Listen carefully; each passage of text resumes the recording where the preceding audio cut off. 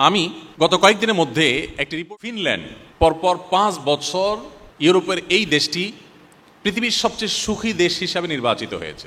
এদেশে মানুষের সংখ্যা সম্ভবত ৫৫ লাখ, কম বেশি ৫৫ লাখ মানুষের বসবাস। এই দেশটিকে বলা হচ্ছে পরপর ৫ বছর তারা পৃথিবীর সবচেয়ে সুখী দেশ। তার অনেক কারণ আছে। এদেশের যে সবুজ পরিবেশ, সেখানকার যে হ্রদগুলো, আমরা কোরআনে যে জান্নাতের কথা শুনি, জান্নাত মানে বাগান সমূহ, সেখানকার যে নেচার, সেখানকার যে প্রকৃতি, এটা এতটাই ভালো যে সেটাকে বলা হয় সবুজ সোনা। পুরো দেশটাকে বলা হয় সবুজ সোনা। এত সুন্দর একটি দেশ, এত সুন্দর প্রকৃতি, আল্লাহ তাআলা সাজানো একটা সৃষ্টি। সেই দেশে শিক্ষা বলেন, সংস্কৃতি বলেন, অর্থনীতি বলেন, সব দিক থেকে মানুষ সুখী। অপরাধ প্রবণতা মানুষের মধ্যে নেই বললেই চলে, যার কারণে তারা পৃথিবীর সবচেয়ে সুখী দেশ হিসাবে পরপর ৫ বার নির্বাচিত হয়েছে। ইন্টারেস্টিং বিষয় হলো, এই দেশটিতে আত্মহত্যার প্রবণতার যে সিরিয়াল আছে পৃথিবীতে, সেই সিরিয়ালে এই দেশটি ২১তম পৃথিবীর সবচেয়ে সুখী দেশ, কিন্তু আত্মহত্যার প্রবণতায় তারা ২১ নম্বরে আছে। আসুন আরেকটা দেশ সম্পর্কে আমরা জানি, সুইজারল্যান্ড। সুইজারল্যান্ডের নাম শুনলে আমাদের স্মৃতিতে ভেসে ওঠে ঘড়ির কথা, সুইজারল্যান্ডের ঘড়ি, ট্রেনের কথা, চকোলেটের কথা, অনেক কিছু আছে যেগুলো পৃথিবীর অন্য অনেক দেশ থেকে তাদেরকে পার্থক্য করে দেয়। তারা সুখী দেশের সিরিয়ালে তৃতীয়।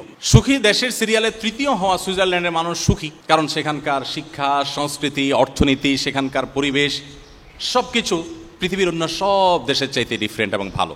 অপরাধ প্রবণতা নেই, নানান দিক থেকে তারা অনেক বেশি ভালো এবং অগ্রসর। অবাক করা বিষয় হলো, এই দেশটাতে সম্প্রতি সরকারিভাবে আত্মহত্যা করার বৈধতা দেওয়া হয়েছে, অনুমোদন দেওয়া হয়েছে। অর্থাৎ আত্মহত্যা এত বেশি মানুষ করতে চায় যে এটা ঠেকাবার সুযোগ নেই। গভর্নমেন্ট বাধ্য হয়ে অনুমতি দিয়েছে যে যে কেউ চায় আত্মহত্যা করতে পারে। শুধু তাই নয়, আত্মহত্যা করবার সুবিধার জন্য নানা রকমের ব্যবস্থা আছে। যেমন সার্কো নামে একটা খাট, এটা আবিষ্কার করেছে তারা, যে এই খাট বা কফিন, এই কফিনে কেউ যদি একবার শুয়ে যায়, এটা তার জীবনের শেষ শোয়া হয়। অর্থাৎ খুব সহজে যেন আত্মহত্যা করতে পারেন, সেজন্য নানা রকম আবিষ্কার তারা করছে।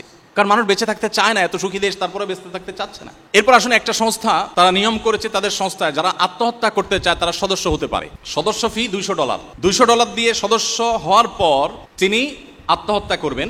এই সংস্থা তাকে আত্মহত্যা করতে সাহায্য করবে।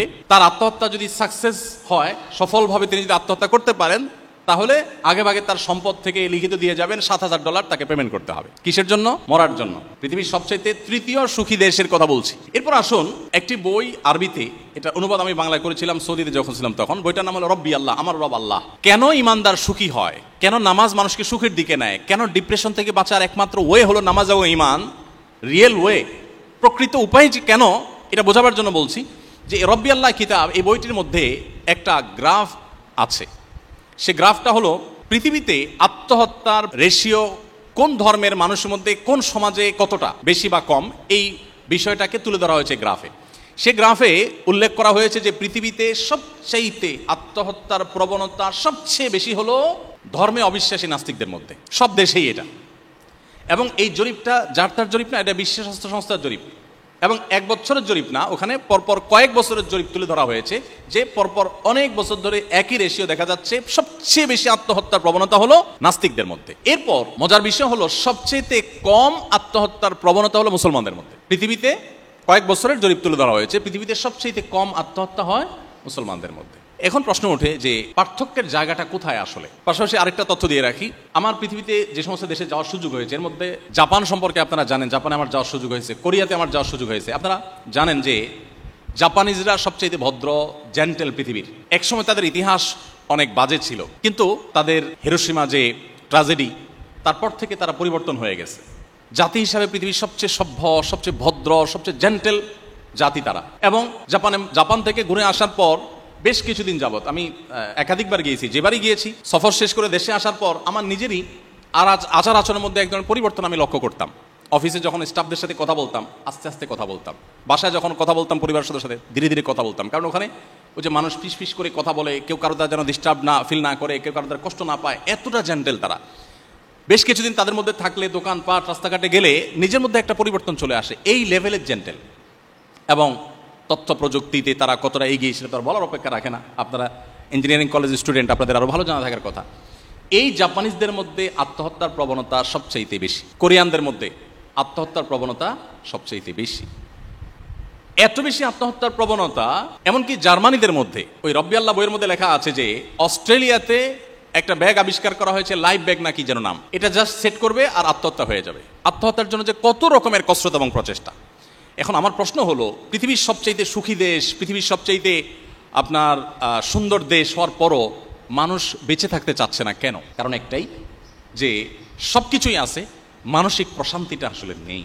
ডিপ্রেশন এখন ঘরে ঘরে, ডিপ্রেশন এখন জনে জনে, এখন প্রতিটা মানুষ কম বেশি ডিপ্রেসড। নবী করিম সাল্লাল্লাহু আলাইহি ওয়াসাল্লাম বলেছেন, লাইসাল গিনা বিকাসরাতিল আরদ। পৃথিবী তথ্য প্রযুক্তির উন্নতির চরম শিখরে পৌঁছে যেতে পারে, নানা রকমের আবিষ্কার দিয়ে পৃথিবীর মানুষের জীবনযাত্রাকে পানির চাইতে সহজ করে ফেলা হতে পারে, বাট এর কোনোটি মানুষকে সুখী করবে না, এর কোনোটি মানুষকে মানসিক প্রশান্তি এনে দিবে না। ওয়ালাকিন্নাল গিনা গিনান নাফস। নবী করিম সাল্লাল্লাহু আলাইহি ওয়াসাল্লাম বলেছেন, এই সচ্ছলতা, এই উন্নয়ন, এটা আসলে প্রকৃত সচ্ছলতা নয়। আসল এবং প্রকৃত সচ্ছলতা হলো মানুষের মানসিক প্রশান্তি। একজন মানুষ তার তেমন কিছু নেই কিন্তু তিনি মানসিকভাবে খুবই সুখী, এ লোকটা সত্যিকারের সুখী। আরেকজনের সবই আছে বাট মানসিকভাবে তিনি সুখী নন, এ লোকটা প্রকৃত অর্থে সুখী নন। আমাদের দেশে কথা যদি আমরা বলি, আমি কিছুদিন আগে বগুড়ায় গিয়েছি, একজন ডক্টর চিকিৎসক তিনি আমাকে এসে বললেন যে ভাই, আমাদের এই বগুড়াতে গেল কয়েক বছরে আত্মহত্যার প্রবণতা খুব ভয়ঙ্করভাবে বেড়ে চলেছে এবং রেশিওটা এতটাই বৃদ্ধি পেয়েছে যে এটা রীতিমতো ভাববার মতো। এই বিষয়ে আপনি কিছু বলেন। আপনারা অনেকেই জানেন যে করোনাকালীন সময়ে শুধুমাত্র বিশ্ববিদ্যালয়ের শিক্ষার্থীদের মধ্যে যে পরিমাণ আত্মহত্যার ঘটনা দেখা গেছে এক বছরে, সেটা এর আগে 10 বছরেও দেখা যায়নি। এবং দিন যত যাচ্ছে আমাদের মধ্যে এই প্রবণতা বাড়ছে। কেন বাড়ছে? দিন থেকে, ইসলাম থেকে আমরা দূরে সরছি। যতটা দূরে সরবো তত বেশি আমাদের অশান্তি আমাদেরকে ঘিরে ধরবে। ডিপ্রেশন এখন ঘরে ঘরে, ডিপ্রেশন এখন জনে জনে, এখন প্রতিটা মানুষ কম বেশি ডিপ্রেসড। আমরা যদি আমাদের শৈশবে ফিরে চলে যাই, আমরা দেখব আমাদের বাপ চাচারা, আমাদের আশপাশে মানুষগুলো এত ভালো ছিলেন না, এত সুখে ছিলেন না। আমরা আমাদের দেশের বাস্তবতা যদি চলে যাই, 2 দশক 3 দশক আগে আমাদের দেশে এত কলেজ ইউনিভার্সিটি ছিল না, এত আপনার রাস্তাঘাটের এত উন্নয়ন ছিল না, আমাদের দেশে অনেক কিছুই ছিল না, কিন্তু মানুষগুলো তুলনামূলকভাবে এখন থেকে অনেক বেশি হ্যাপি ছিলেন, সুখী ছিলেন। আত্মহত্যা এটা কালে ভদ্রে হতো, এখন যেরকম দেখা যাচ্ছে সকাল বিকাল এরকম হতো না। এর অন্যতম কারণ হলো তাদের ভিতরে ইসলামের চর্চা কিছুটা হলেও ছিল, যেটা এখন একেবারে নাই। সময়ত উপস্থিতি, নামাজ সম্পর্কে আমি বলছিলাম, প্রিয় নবী সাল্লাল্লাহু আলাইহি ওয়াসাল্লাম বলতেন, আরিহনা বিহা ইয়া বেলাল। বেলাল রাদিয়াল্লাহু তাআলা ছিলেন আমাদের প্রিয় নবীর মুয়াজ্জিন। তাকে বলতেন, বেলাল তুমি আজান দিয়ে মানুষদেরকে ডাকো, একত্র করো, আমাকে একটু প্রশান্ত করো, আমি একটু নামাজ পড়ে প্রশান্তি পেতে চাই। আমরা তো ভালো খাবার খেয়ে, ভালো জায়গায় ঘুরে ট্রাভেল করে প্রশান্তি পেতে চাই, সেগুলোতে প্রশান্তি সন্দেহাতীতভাবে আছে, কিন্তু একজন ইমানদার নামাজের ভিতরে যে প্রশান্তিটা পাবেন এটা আর কোথাও পাবেন না। কিন্তু এই জিনিসটাকে ফিল করার সুযোগ আমাদের জীবনে হয়নি। এজন্য আমি অনুরোধ করতে চাই, খুশুর সাথে আপনি নিয়মিত 5 ওয়াক্ত নামাজ খুব ধীরে সুস্থে সুন্দর করে মনোযোগের সাথে পড়ার চেষ্টা করুন। আমি আল্লাহর নামে শপথ করে, আল্লাহর পরে আস্থা রেখে বলতে পারি, আপনার জীবনটা বদলে যাবে ইনশাআল্লাহ। আপনার জীবনটা উপভোগ করতে পারবেন আপনি, আপনার জীবনে যে স্বাদ আর তৃপ্তি আপনি অনুভব করবেন, এটা আপনি অন্য কোথাও পাবেন না। এই জন্য ভাইরা আমার, 5 ওয়াক্ত নামাজ আপনারা আপনাদের কর্মজীবনে থাকেন কিংবা শিক্ষা জীবনে যেখানে থাকেন না কেন, জীবনে কখনো এটা কম্প্রোমাইজ করবেন না, নামাজের ক্ষেত্রে কোনো ছাড় দিবেন না।